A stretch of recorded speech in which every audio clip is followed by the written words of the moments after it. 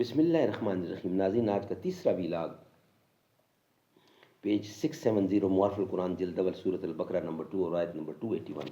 ناظرین، قرآن کریم کا ترجمہ، تشریح اور تفسیر ہم آپ کے سامنے رکھ رہے ہیں.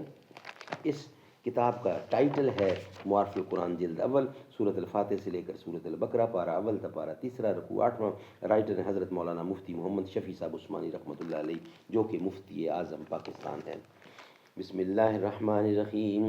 الحمد للہ وکفی وسلام علی عبادہ الذین اصطفی. قال النبی صلی اللہ علیہ وسلم: خیرکم من تعلم القرآن وعلمہ. بہترین لوگ وہ ہیں جو خود بھی قرآن پڑھیں، دوسروں کو پڑھائیں، سکھائیں اور لکھائیں. ناظرین، ویلاگ نمبر 4، سود ربا کی معاشی خرابیاں، موارف القرآن جلد اول، اور پیج ہے 671، سورۃ البقرہ نمبر 2 اور آیت نمبر 281. دریا کی تہ میں چشمے گرداب سو گئی ہے، دریا کی تہ میں چشمے گرد اب سو گئی ہے، ساحل سے لگ کے موجیں بےتاب سو گئی ہے.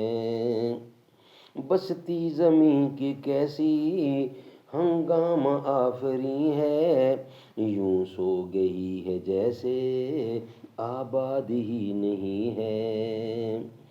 شاعر کے دل ہے لیکن نا آشنا سکوں سے، آزار رہ گیا تو کیوں کر مرے فسوں سے. دریا کی تہ میں چشمے گرد اب سو گئی ہے، دریا کی تہ میں چشمے گرد اب سو گئی ہے، ساحل سے لگ کے موجیں بےتاب سو گئی ہے. سود ربا کی معاشی خرابیاں، یہ ہیڈنگ ہے. سود ربا میں اگر کوئی دوسرا عیب بھی اس کے سوا نہ ہوتا کہ اس کے نتیجے میں چند افراد کا نفع اور پوری انسانیت کا نقصان ہے، تو یہی اس کی ممانعت اور قابل نفرت ہونے کے لیے کافی تھا. حالانکہ اس میں اس کے علاوہ اور بھی معاشی خرابیاں اور روحانی تباہ کاریاں پائی جاتی ہیں.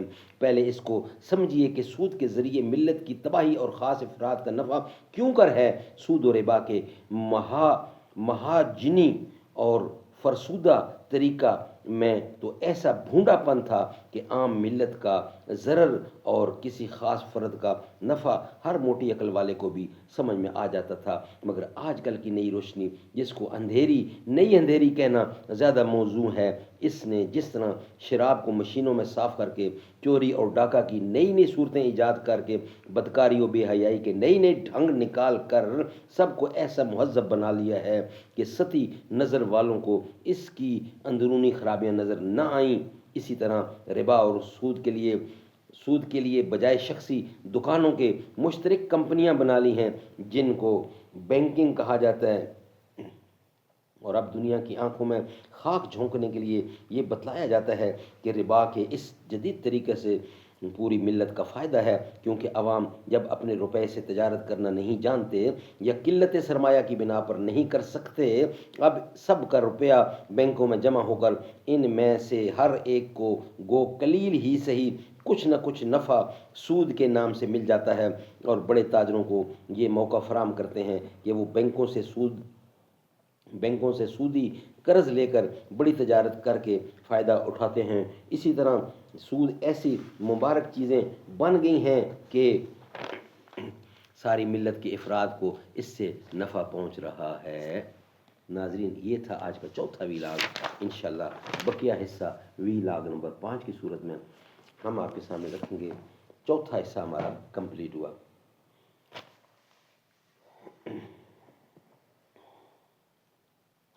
رل کے دعا منگو سارے مدینہ جائیے، رل کے دعا منگو سارے مدینہ جائیے، اتھے بھی جا کے نہتاں سن دے سنا دے جائیے، اتھے بھی جا کے نہتاں سن دے سنا دے جائیے، ہر دم درود نبی تے پڑھ دے پڑھان دے جائیے، ہر دم درود نبی تے پڑھ دے پڑھاں دے جائیے، وچ حشر عاشقاں دے، وچ حشر عاشقاں دے، کم آئے گا عمل، کم آئے گا اے عمل، چل نبی دے چل دیوانے چل،